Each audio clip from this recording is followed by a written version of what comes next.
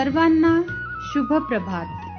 प्रभू येशू ख्रिस्ताच्या नावात विश्ववाणी परिवाराकडून आम्ही मार्गाकरिता प्रकाश कार्यक्रमात आपले सहर्ष स्वागत करीत आहोत.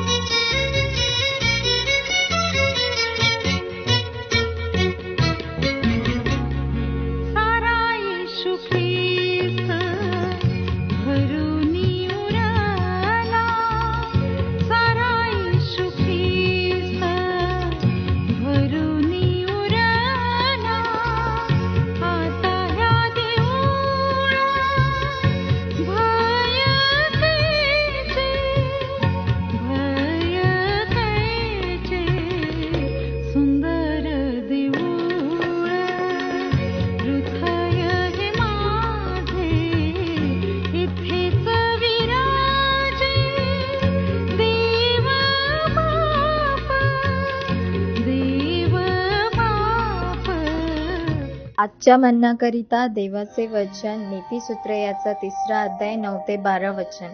नीतिसूत्रे याचा 3रा अध्याय 9 ते 12 वचन. तुझ्या संपत्तीने परमेश्वराला मान दे. तुझ्या जवळच्या सर्व चांगल्या गोष्टी त्याला दे. नंतर तुझ्या सर्व गरजा पूर्ण होतील. तुझी कोठार धान्याने भरेल आणि तुझी पिंपे द्राक्षा रसाने भरून वाहतील. मुला, परमेश्वर तुला कधी कधी तू चूक करीत आहेस हे दाखवून देईल, पण या शिक्षेमुळे तू रागावू नकोस. त्यापासून शिकायचा प्रयत्न कर. कारण परमेश्वर ज्यांच्यावर प्रेम करतो त्यांना सुधारतो. होय, मुलावर प्रेम करणाऱ्या व त्याला शिक्षा करणाऱ्या बापांसारखा देव आहे. प्रभू परमेश्वर या वाचलेल्या वचनाद्वारे आपला आजचा दिवस आशीर्वादित कर. प्रभू येशू ख्रिस्ताच्या नावामध्ये आपण सर्वांना सुप्रभात. नीतिसूत्र 3रा अध्याय 9 ते 12 वचन आम्ही बघितलं. या वचनामध्ये आम्ही पाहतो की परमेश्वराचा सन्मान कर अशी आज्ञा आहे. परमेश्वराचा सन्मान आम्ही 2 प्रकारे करतो. एक, त्याचं भय बाळगून त्याचं भय आमच्या अंतःकरणामध्ये ठेवतो. कोणतीही कृती करण्याआधी आमच्या मनामध्ये निश्चितच पवित्र आत्मा जो आम्हाला कैवारीच्या रूपामध्ये दिलेला आहे तो आम्हाला सावध करतो की मी जे काही करणार आहो त्यामध्ये परमेश्वराला आदर होतो का, परमेश्वराचा सन्मान होतो का. आणि जेव्हा आम्ही ऐकतो तर निश्चितच आम्ही ते कोणतेही पाऊल उचलणार नाही जे परमेश्वराला या परमेश्वराच्या सन्मानाला ठेच पोहोचेल. तर ज्याद्वारे परमेश्वराचा सन्मान होईल तेच पाऊल उचलण्यासाठी पवित्र आत्मा मला आणि तुम्हाला सहाय्य करतो. आणि म्हणून परमेश्वराचा सन्मान करणे हे माझ्या आणि तुमच्या जीवनातलं परम कर्तव्य आहे. आम्ही कशा प्रकारे त्याचा सन्मान करू शकतो तर इथं 9व्या वचनामध्ये म्हटलेलं आहे की तू आपल्या द्रव्याने व आपल्या सर्व उत्पन्नाच्या प्रथम फळाने.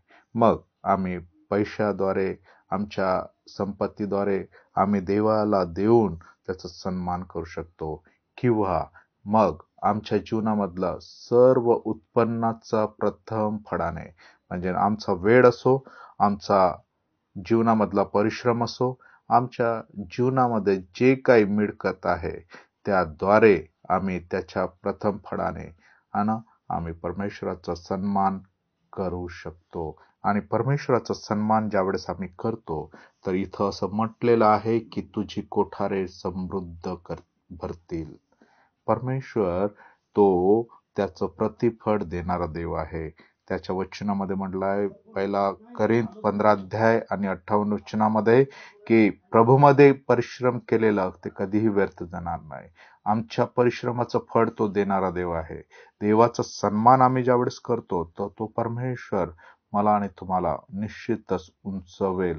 माझं आणि तुमचं जीवन आशीर्वादाने भरेल आणि तो मला आणि तुम्हाला निश्चितच तो आम्हाला आशीर्वादित करून समृद्ध करेल.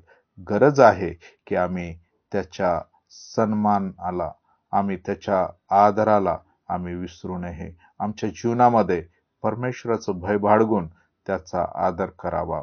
ज्यावेळेस आम्ही असं करतो तर तो परमेश्वर निश्चितच माझ्यावर तुमच्यावर प्रीती करतो. तो परमेश्वर माझं आणि तुमचं जीवन त्याला आवडणार होते आणि म्हणून गरज आहे आम्ही त्याच्याकडे यावं. प्रार्थना करूया. प्रभूजी, आम्ही तुझ्या चरणाजवळ येतो. या समयी प्रभू परमेश्वर बाप्पा, तुझं वचन सांगते की आम्ही तुझा सन्मान करावा आणि तुझं वचन सन्मान करण्यासाठी शिकवते. प्रभू, जेव्हा आम्ही तुझा सन्मान करतो तेव्हा तू आम्हाला होय बाप्पा समृद्ध करतो, आशीर्वादाने भरतो आणि प्रभू तुझ्या गौरवाला तू उपयोग करून घेतो.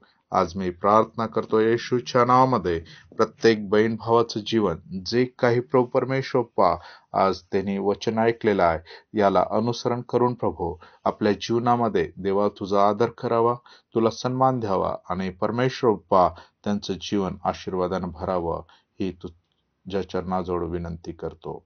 प्रभू, आम्ही प्रार्थना करतो या समय प्रत्येक बहीण भावाची तू प्रभूची काळजी घे, त्यांना तू सांभाळ, त्यांची तू प्रभूची जीवनातली सर्व गरज ख्रिस्त येशूमध्ये पूर्ण करून त्यांना तू आशीर्वादित कर. आज तुझ्या स्वाधीन करतो आम्हा सर्वांचं जीवन आणि प्रार्थना ऐकले म्हणून तुझे उपकार. प्रार्थना येशूच्या नावात मागतो म्हणून ऐक. आमेन.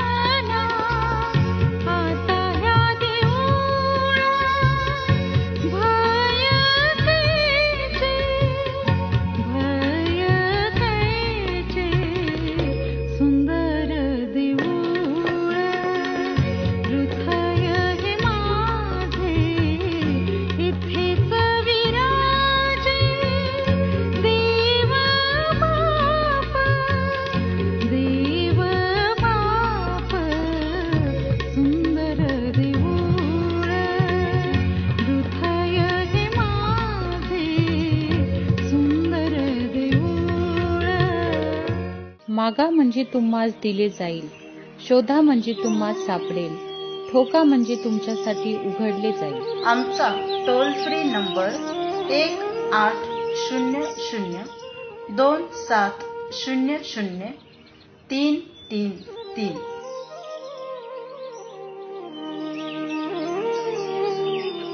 आम्ही आपणासाठी या नंबरवर प्रार्थना करण्यास उपलब्ध आहोत.